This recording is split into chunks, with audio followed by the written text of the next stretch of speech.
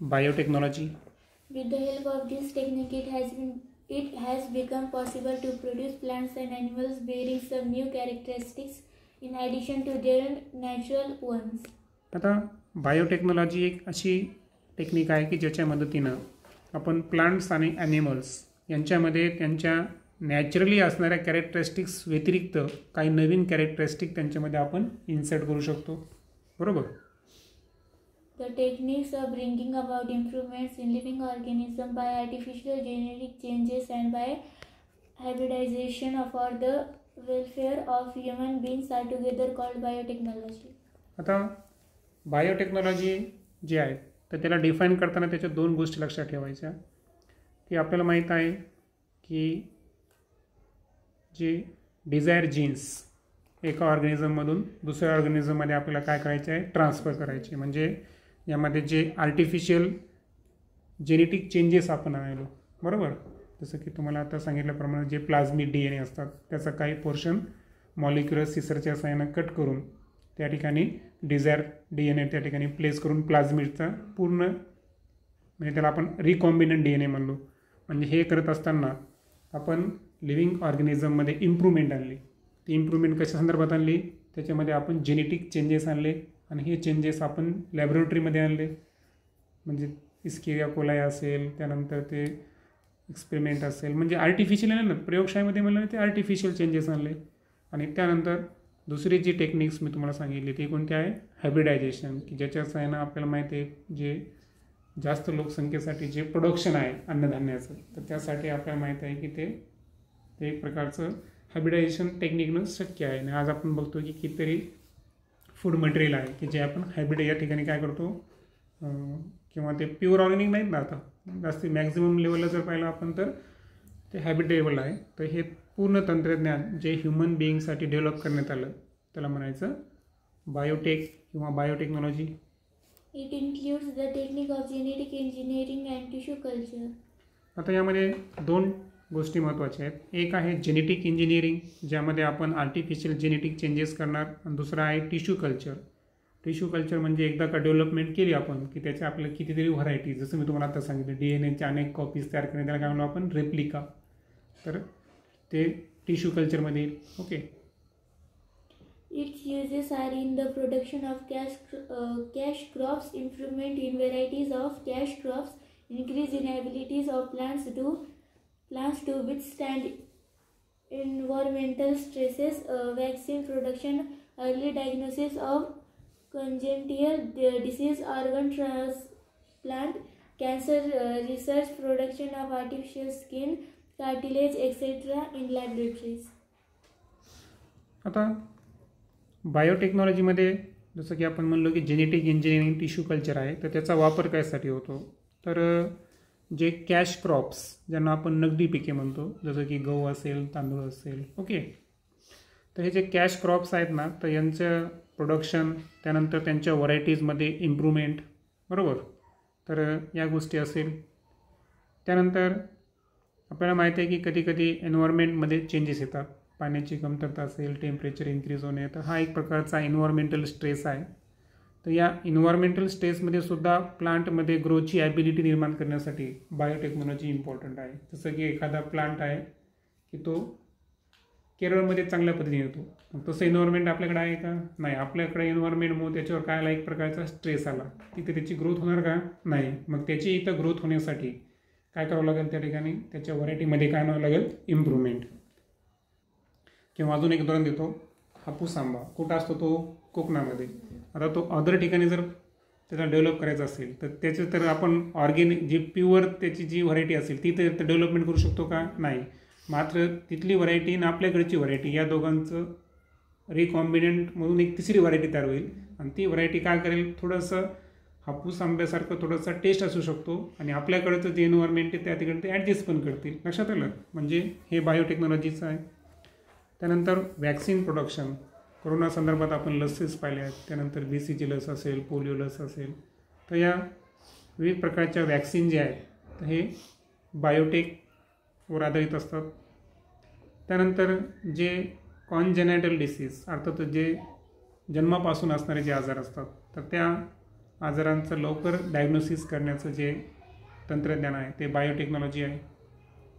त्यानंतर आहे organ transplant. आपल्याला माहीत आहे की किडनी असेल, त्यानंतर लिव्हर असेल, असे काही ऑर्गन्स आहेत की जे आज ट्रान्सप्लांट करणं शक्य आहे. तर हे केवळ आणि केवळ कशामुळे शक्य झालं? बायोटेक. त्यानंतर कॅन्सर रिसर्च. आता पहा, कॅल्सिनोजेनिक जे डिसीज आहेत, कर्करोग, तर हा एक फार सध्या सर्वात डेंजरस जर आजार कोणता असेल तर तो आहे कॅन्सर. आणि हल्ली याचं जर आपण पाहिलं तर प्रमाण खूप जास्त वाढत आहे की नाही. तर हे कॅन्सर आजारासंदर्भात जे रिसर्च आहे तर त्या रिसर्चमध्ये सुद्धा तुम्हाला माहीत आहे की काही टेक्नॉलॉजी आहेत पहा सध्या की केमोथेरपी म्हणतात पहा. तर केमोथेरपीमध्ये काय होतं माहिती आहे का की पेशंट जे आहेत ना तर त्याच्या बॉडीमधल्या जेवढ्या काही सेल्स आहेत ना त्या पूर्ण सेल्स रिप्लेस केल्या जातात पहा औषधांच्या सहाय्यानं. तर ही केमोथेरपी आपण जी डेव्हलप केलेली आहे ही बायोटेकवर आधारित आहे. त्यानंतर जी आर्टिफिशियल स्किन आहे, आपल्याला माहिती आहे की बरेच केसेसमध्ये बर्निंग वगैरे मग काय होतं ॲक्सिडेंट्समध्ये स्किन डॅमेज होतात, आहे की नाही. तर अशा वेळेस स्किनचं आर्टिफिशियली प्रोडक्शन हे बायोटेकमुळे शक्य आहे. त्यानंतर कार्टिलेज असतील, कार्टिलेजबद्दल आपण इन्फॉर्मेशन पाहिली अगोदर की जे बोनचा सरफेस आहे त्याला लुब्रिकेट करण्याचं काम कार्टिलेज करतात आणि फ्लेक्झिबिलिटी असते त्याच्यामध्ये, एक विशेष हा पॉईंट पाहिला होता बरोबर. तर त्याची पण निर्मिती ही आर्टिफिशियली लॅबोरेटरीमध्ये शक्य आहे. एवढे सारे फायदे बायोटेक्नॉलॉजीचे आहे. त्यानंतर वरती एक पॉईंट आला होता जेनेटिक इंजिनिअरिंग व्यतिरिक्त टिश्यू कल्चर आहे, तो आता आपल्याला सेपरेट स्टडी करायचा आहे. ॲक्टिव्हिटी जे आहे ते आपण डायरेक्ट ड्रॉप करू, कारण या ठिकाणी बनाना आणि त्या संदर्भात फार्मिंगमध्ये टिश्यू कल्चर दाखवलेलं आहे. आपण डायरेक्ट खालचं पॉईंट घेऊ, x VO. Ex vivo growth of cells or tissue in an acidic and nutrient-rich medium is called tissue culture. आता पहा, ॲनिमेशन दरम्यान तुम्ही एक शब्द ऐकला होता इन विट्रो, आणि आत्ता एक तुमच्या टेक्स्टबुकमध्ये शब्द आलेला आहे एक्स विओ बरोबर.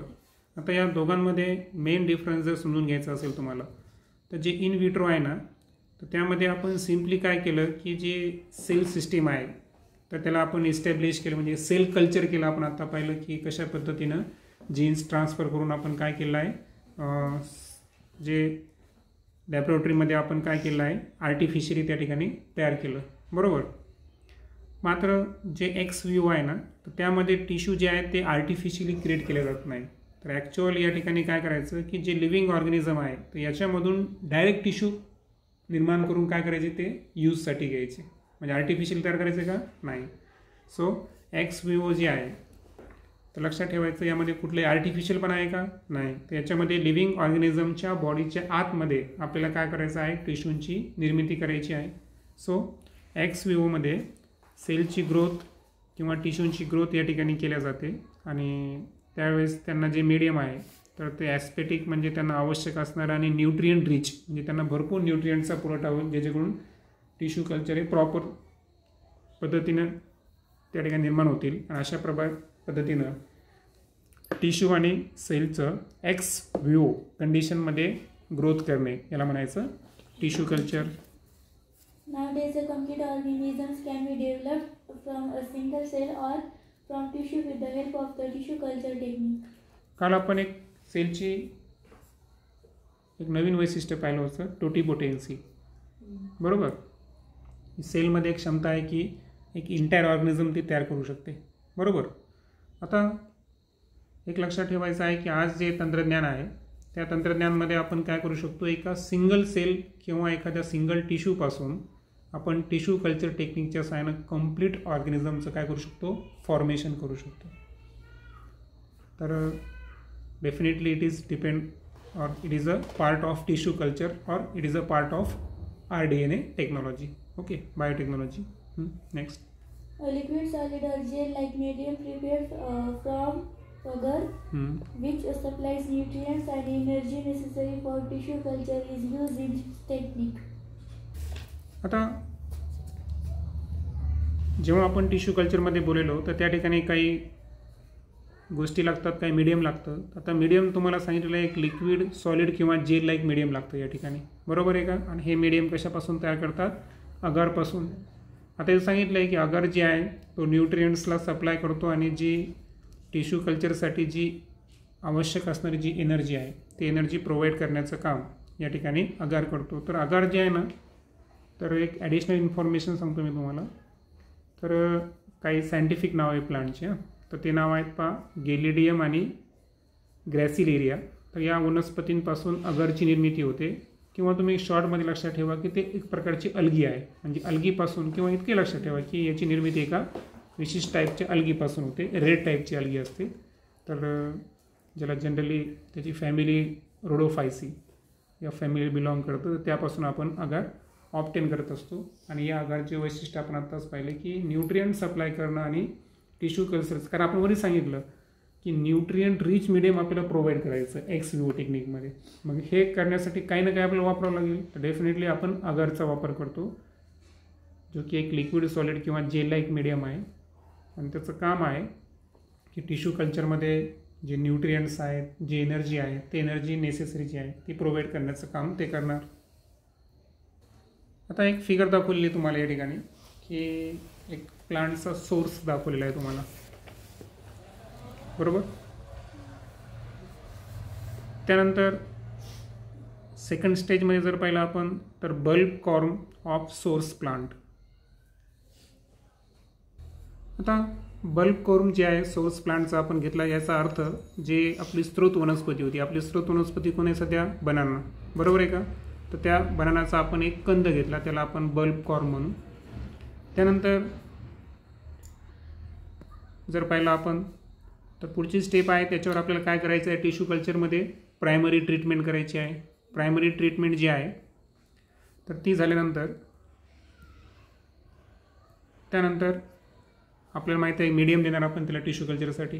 त्यामध्ये न्यूट्रियंट्स, एनर्जी जी नेसेसरी आहे, बरोबर, ते प्रोव्हाइड होणार.